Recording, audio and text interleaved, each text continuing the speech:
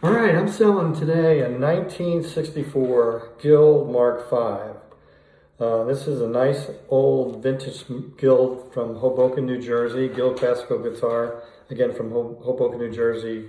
1964 is when it was built, and this is a spruce top, a solid spruce top, with a flame maple back and sides as our solid flame maple. It's wood bound on the back and the top, which is typical of the Guild Mark V's.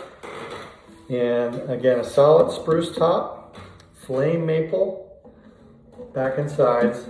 One point of area to show in the back is some varnish or lacquer finish is removed on these two areas here. There's a line here, it's not a crack, it's just some separation of the varnish. The whole back is wonderful, nice shape. Look at this beautiful grain. Hopefully you can see that. Again, the top is spruce. I have a Brazilian rosewood bridge and the original saddle. This particular saddle could be raised a little bit or a new saddle replaced because the action is just a little too small than I like. But again, the action is fine, the neck's fine. The spring or the string height at the 12th fret is about 3.5 millimeters for the 6th string. But again, it can be raised a little bit with a new saddle, maybe a new bone saddle. I just didn't get to it. It's an ebony fretboard with fret markers at the 3rd, 5th, 7th, 9th, and 12th frets. The neck is in great shape. It's mahogany with a maple skunk stripe. The original tuners are in great shape. Look at the beautiful gold finish of those things. Tuners work great. The veneer on top is a rosewood. I think this is the original nut. Again, an ebony fretboard. And the rosette is original little wooden inlays, the little square and rectangular wooden pieces that were carefully and meticulously laid in there by Carlo Greco. Carlo Greco built the Mark V and Mark VIs and Mark VIIs back in the day. Again, this guitar is from April of 1964. Mark V.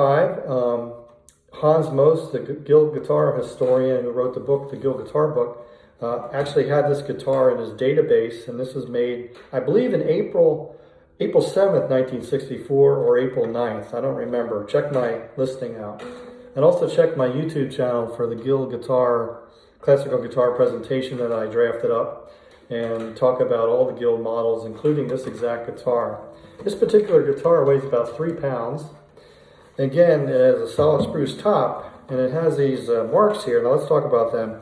When I originally got this guitar, it had flamenco tap plates on it that were glued on. And I wanted to remove them so that it would be back to its original condition. And in the process, I lifted off some of the finish, the lacquer finish. So I left it the way it is right now. It can be easily covered up with a new some touch-up lacquer. I just didn't get to that. So it looks a little bit unwieldy or unattractive, but it really doesn't affect anything. There's some of the lifting here as well. The top is solid, there's no cracks. The bridge is in good shape. Again, the neck's in good shape.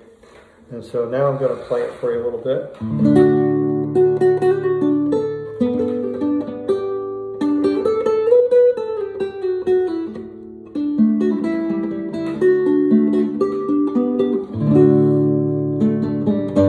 Here's the bass side.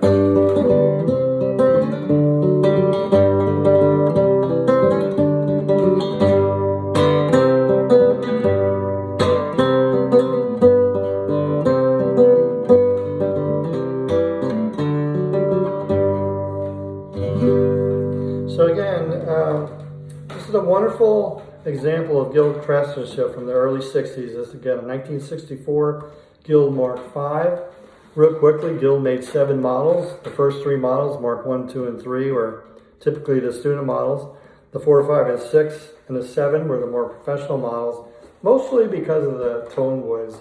And the Mark V came in Brazilian rosewood, Indian rosewood, and a few examples in the maple, the flame maple. So this is a very rare example of a Mark V with the flame maple.